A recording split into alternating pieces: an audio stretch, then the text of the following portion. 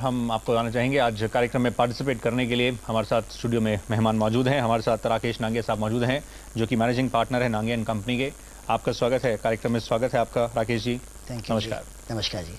हाँ, तो आपके प्रश्नों का हम इंतज़ार करेंगे और हम आपको नांगे साहब ये बता दें, जिस तरह से ये ओवरऑल टैक्स को लेकर स्पेसिफिकली लोगों के मन में कई प्रश्न होते हैं, तो इसी के ज़रिए हम आज ये कार्यक्रम के ज़रिए प्रश्नों को, जो उनकी दुविधा है, जो जिज्ञासा है, उसको हम उठाएंगे और आपसे इस पर बातचीत करेंगे। शुरुआत में आप हमें ये बताएं, इनकम टैक्स रिटर्न फाइल करना बेहद ज़रूरी और इसमें काफ़ी सारी चीज़ों को आपको ध्यान में रखना चाहिए। हालांकि इसको सिस्टम को और फ्रेंडली बनाने के लिए काफ़ी सारे कदम तो उठाए जा रहे हैं।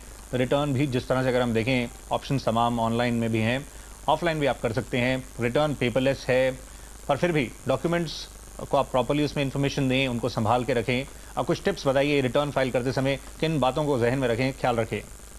देखिए, सबसे पहली बात यह है कि जिनकी इनकम फ्रॉम सैलरीज है, उनकी last date of tax filing 31 जुलाई है for the previous year, financial year 2009 और 10।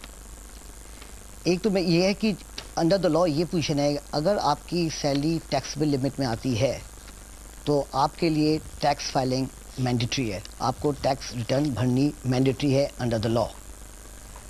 रिटर्न फाइलिंग से सबसे पहले आप लोग को सबको पता होना चाहिए कि आप सब लोगों के पास पहले तो होना चाहिए pan number, permanent account number. इसके बिना आपकी रिटर्न एक्सेप्ट नहीं होती। सो जितने भी एसएससी हैं जिनकी इनकम सैलरी टैक्सेबल है, तो उनको पहले सबसे पहले पैन नंबर होना चाहिए। दूसरी चीज़ है, जब आपकी टैक्सेबल है तो हम लोग को कोशिश करनी चाहिए कि जो हमारी टाइम लिमिट है 31 जुलाई, हमारी सबकी रिटर्न फाइल होनी चाहिए।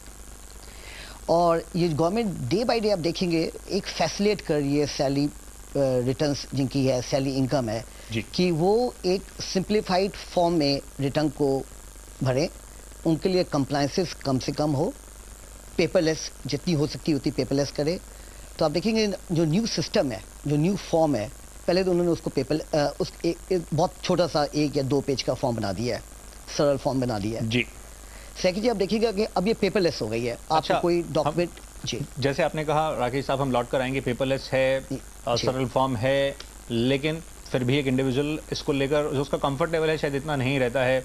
प्रश्न इसलिए काफ़ी रहते हैं। आइए हम प्रश्नों का सिलसिला ही शुरू करते हैं, फिर हम आपसे और इस पर राय लेंगे। इसके माथुर साहब नासिक से इस वक्त हमारे साथ फोन लाइन पर मौजूद हैं। माथुर साहब बताइए, स्वागत है आपका। प्रश्न बताइए। नमस्कार सर। जी नमस्कार, बताइए। मेरा क्वेश्चन ये है कि जो आदमी डिफेंस सर्विसेज में होता है और मेडिकली बोर्ड आउट हो जाता है, मेडिकल पेंशन मिलती है वेरी स्मॉल अमाउंट, और ये पीरियड ऑफ टाइम वो डीए बढ़ के अगर 4000 तक हो जाए, तो ये जो मेडिकल डिसेबिलिटी पेंशन है, इज इट टैक्सेबल? आपका प्रश्न हमें आपका प्रश्न पूरा, आप एक बार प्रश्न दोहराएंगे? आपका प्रश्न क्लियर नहीं है, आप क्या जानना चाह रहे हैं? ये जो डिसेबिलिटी पेंशन होती है डिफेंस सर्विसेज में जी, is that amount taxable? Okay, आप उस श्रेणी में आते हैं? हाँ जी। देखिए पेंशन, हाँ देखिए, पेंशन जो है इट इज टैक्सेबल। अगर किसी को भी जो पेंशन मिलती है वो इनकम फ्रॉम सैलरी के हेड में वो टैक्सेबल आती है। तो अगर पेंशन इनकम आती है, पहली चीज तो ये लेकर चलेंगे कि इट इज टैक्सेबल। और पेंशन के अंडर द आर्मी लॉज, इसमें ऐसा डिसेबिलिटी पेंशन, ये अगर स्पेशल आप कह रहे हैं उन आर्मी पर्सनल्स के लिए जो डिसेबल हो जाते हैं जी, उसी पर है इनका प्रश्न जी। है उन आर्मी के लिए there is a special clause, उस पे अब 80D का इसमें नहीं आता। 80D इज नॉट एप्लीकेबल इस चीज में। एब्सोल्युटली हाँ, 80D is a different matter.